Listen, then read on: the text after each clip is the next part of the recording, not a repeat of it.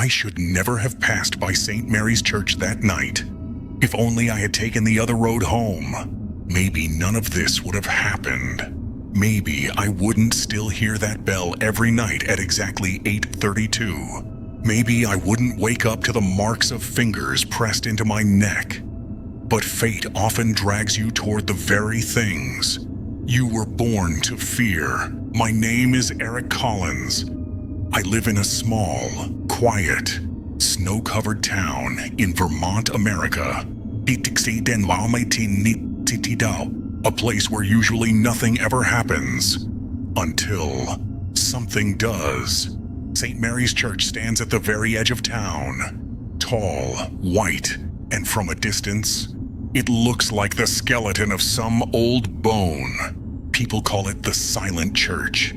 No prayers, no weddings, no singing, just silence. They say a young woman died during confession 12 years ago, burned alive in a fire. After that, the church was shut down. People don't even say her name anymore. But silences too tell stories.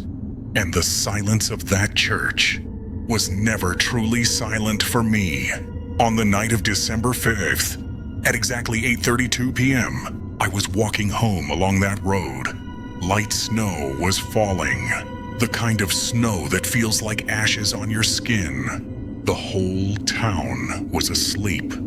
And then I heard it, the church bell. Once deep, heavy, as if it was ringing from beneath the ground. My feet froze. That bell hadn't rung in 12 years. I should have kept walking. But as if some invisible hand had grabbed my back and pulled me forward. I couldn't stop myself. I don't even remember when I pushed open the old, heavy church door and walked inside. Inside, there was pitch darkness. So thick it felt hard to breathe. The air smelled of rotting wood and burnt candles. And then, a whisper came from behind me. "You're late, Eric." I spun around. No one, just the mist of my own breath. I slowly walked toward the altar. My footsteps echoed strangely in the hollow hall. And then I saw her, a woman sitting on the first pew. White dress, head bowed, and her black hair spread across the entire floor, like a living shadow. Terrified, I stammered, "Ma'am, are you all right?" She slowly lifted her head. Her eyes were completely black. No pupils, no whites, just black, like no human was inside at all. Her voice didn't come from her lips. It spoke directly inside my mind. Confession is still unfinished. At that moment, the church door slammed shut behind me. The sound shook the entire hall. I jumped back, and then the crosses hanging on the walls began to fall, one by one. No one was touching them, as if something was ripping them out of the wall by force. I ran toward the door, but it wouldn't open. Her voice came again. "Come to the confession room." I turned. She was standing now, and her feet weren't touching the ground. She was floating 2 inches above it. Her white dress swayed even though there was no wind. I wanted to scream, but fear swallowed my voice. Somehow, I ran to the confession booth. The moment I entered, the door shut by itself. Inside was suffocating darkness, and someone was breathing. Slow, heavy, strange. Then a voice came from the seat right in front of me. "Bless me, Father, for I have returned." My breath caught. Trembling, I asked, "Who are you?" The voice changed.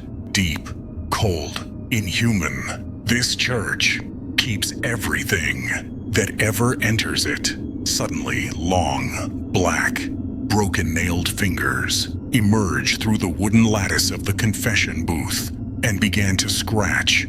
I bolted out like a madman. The church groaned.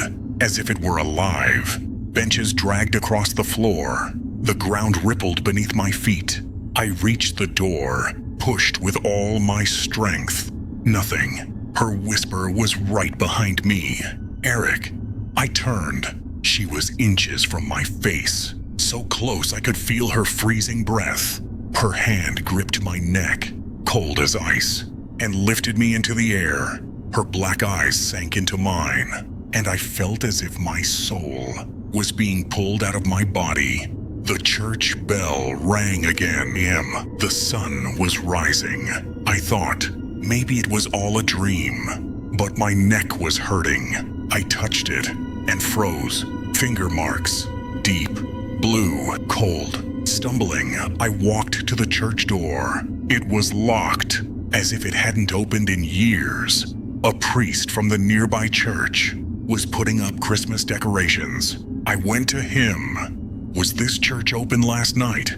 He looked at me like I'd asked something bizarre. "Son, St. Mary's has been closed for 12 years. No prayers, no bell, no confession." I said nothing. He continued, "After that fire, the one that killed a woman, no one has gone in." A chill shot through me. I looked at the church, and there, behind the cracked glass window, she stood. White dress, black hair, black eyes, staring straight at me. I blinked. She was gone. But at that exact moment, the church bell rang once, deep, heavy, and I understood. The church didn't let me go. It simply released me, for now, because some churches offer forgiveness, and some collect souls. St. Mary's isn't done with me yet.